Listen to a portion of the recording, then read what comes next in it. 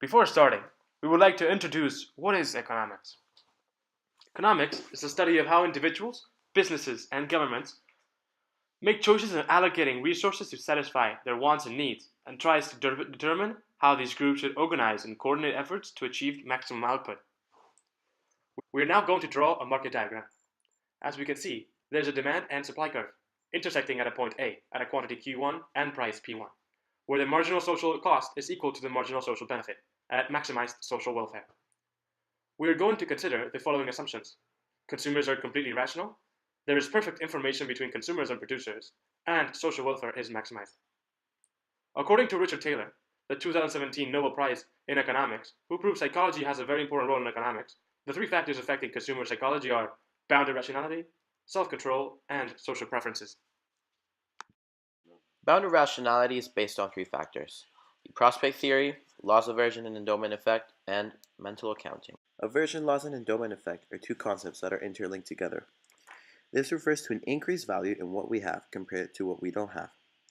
That's why in supermarkets we get cashbacks, since we have the cash in our hands rather than money given back to our credit card. Lastly, we have mental accounting.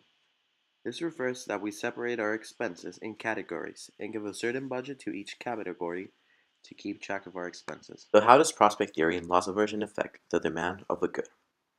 To begin with, we have the demand and supply curve for wages, intersecting at point A at a quantity of Q1 and price of P1. Due to a 70% cashback refund, this causes consumers to buy more of that good, causing the demand to shift from D1 towards D2, resulting in an increase in quantity demanded from Q1 to Q2, and also in an increase in price from P1 to P2. How does this help managers in their decisions? Managers will know that if they offer a 70% discount or a 70% cashback, their demand will increase as prospect theory states consumers value goods by losses and gains rather than consumption. And relating into laws of aversion, the cashback is seen as a gain since they're given money, making consumers to accept the offer. However, there is one factor affecting these decisions that managers from companies should have in mind: mental accounting. Given that mental accounting says that we limit our expenses, managers should know that the demand for their good is also going to be limited. This is graphically represented above, where the dotted line represents the maximum demand of their product. Consumers are originally at point A at a quantity Q1 and a price of P1. No matter how many offers are launched by the firm, the maximum quantity demand they can achieve in a given population is at point B, where maximum demand intersects with the supply curve, at a quantity of Q2 and a price of P2, resulting in an increase for producer surplus, areas E, to areas E plus D plus C, and a change in consumer surplus from areas B and D to areas B and A. The second contribution Thaler made was on self-control. Thaler based his ideas on the thought that consumers are driven by two main social selves, one that deals with the actions from the present and the other that deals with actions for the future. Thus, many economic decisions include self-control since there is a need to balance out the two social selves. In addition, he found out that the balance between the two social selves can be altered through nudging, which is the act of altering people's behaviors and decisions and aiming to maximize rationality in the market. To prove the effect of nudging, Thaler applied his knowledge to a program called Save More Tomorrow, whose aim was to save each subsequent increase in salaries. However, the people that would enroll to this program would go on into a certain level and then stall due to a minimal knowledge about the future value of currency. It allows enrolled customers to save as a default. This program was proven to be very successful as private sector pension schemes in the United Kingdom jumped from 2.6 million to 7.7 million from 2012 to 2016. In the same way, nudging can be applied in many governmental fields. A clear example could be taxing.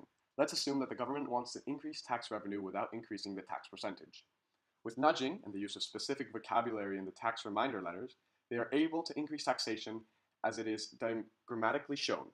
Let's assume that this graph represents the tax requirement for the year 2017. As it can be appreciated, the demand is completely elastic, meaning that the tax percentage for the year is going to remain stable.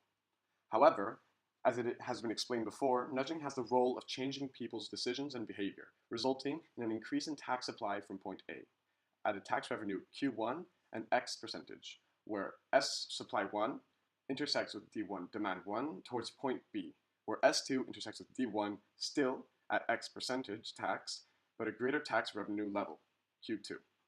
As a result of this nudging, producer surplus in this case, it is going to benefit society since we are the producers of taxes, has increased from areas A to A, B, C, increasing tax revenue and benefiting society as a whole.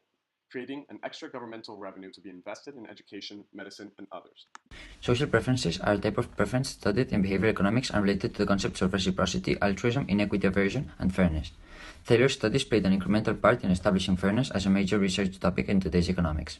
Whilst undergoing studies with Kahneman and Jack Netz, Taylor provided verifiable evidence that fairness plays a key role in consumers' decisions.